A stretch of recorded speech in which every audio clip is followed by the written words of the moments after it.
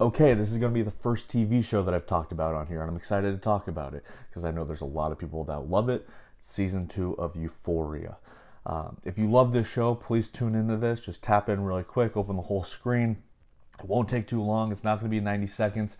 And it's not a movie review, so I'm lying to you from the jump, but let's just dive in right away. Euphoria Season 2 is 2.5 out of 5 stars.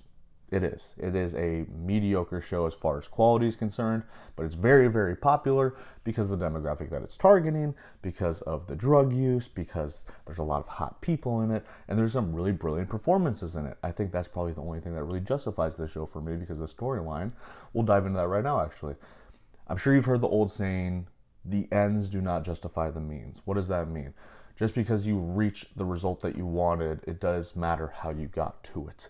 Now, the scenes in this show, there are some that are very breathtaking and very moving, and I adore them wholeheartedly. I'm like, why can't this show always be like this? It has so much potential.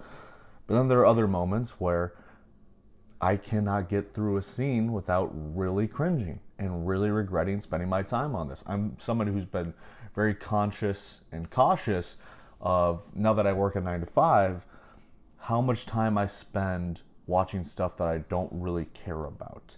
Now, I had to watch this show so that way, 1, I could do one of these reviews, 2, I could talk about it on the podcast, and 3, I could keep up with my friends in conversation at Burbs and our TV and film chat, and not just be voicing an opinion without actually having watched the show. But I've done the homework. I've watched all 16 episodes of this television show, and here are some questions that I have for Sam Levinson, the creator. What happened to the big bad Lori? What happened to her? She was a very thrilling component of this show. Somebody who was this big bad looming over and hanging over, and then it seems like once Rue got clean, all of that kind of stuff just vanished away. There was no true tension line aside from an internal one, and now the external one has been completely abandoned, and it's as if that part of the show never even fucking existed. Why didn't we get any closure, any amount of closure with Kat? Because if it's because of why I think it is, for an off-screen issue that Levinson, the creator, has with Barbie Ferreira, the actress, that's stupid. That's inappropriate, and that's just irresponsible filmmaking. That's the dumbest thing I've ever heard of. And lastly, why didn't we get literally any Jules in the last 4 episodes? Why did we not get any Jules? She has, 5, 6 lines of dialogue the last 4 episodes? Are you kidding me? She was the most round character in the first season. She is Rue's romantic partner. And in the second season, it's like he used her as, I don't know. Hunter Schafer is not a 6th man. That is a dog. She can act. So I don't know why he cast her off to the side to tell the stories. Because when you do this kind of stuff and when you disregard Lori and Kat and Jules, then you're going to be under a microscope as a creator and as a writer and as a director, because that means you're giving attention to other things. So what is he giving attention to? Well, he gives a lot of attention to Sydney Sweeney orgasming. And it's like, well, what is that actually doing for the show? It just feels kind of perverse and creepy at points. So I don't know. I mean, I understand if you really love this show. I'm happy that you have it.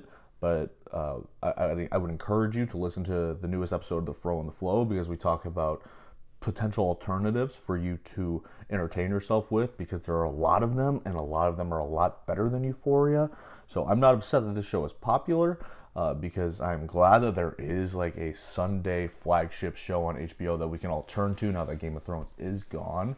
I wish that it was Barry instead of Euphoria, or I wish it was Atlanta on FX and Hulu.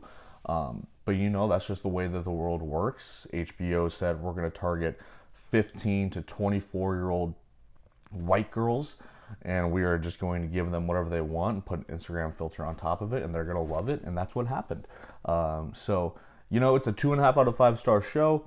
It's the first show I've talked about. I'm not going to lie. If you've made it this far, then you can probably understand that I only talked about this episode or this season of TV versus Righteous Gemstones, which was not very good, but definitely better than Euphoria, probably 3 out of 5 stars, because, Euphoria just has so many views. I mean, it has like 17 million views, so I figured this would be an opportunity to talk about a TV show. And maybe I have been a little bit too cynical about it, a little bit too pessimistic about it. So I will just say this at the very end. Zendaya, Sydney Sweeney, Maude Apatow, Angus Cloud, Jacob Elordi, Alexa Demie, all of them brilliant performances. Hunter Schafer and Kat or Barbie Ferreira would have been able to give those same performances, but they just weren't given the spotlight, and that's really a shame. And I don't think that you can let the director go for that. He is not a genius. He is the son of a genius. His dad was definitely a genius. But yeah, go watch Malcolm and Marie if you really like Euphoria, and report back to me if Sam Levinson is your favorite creative director. Peace.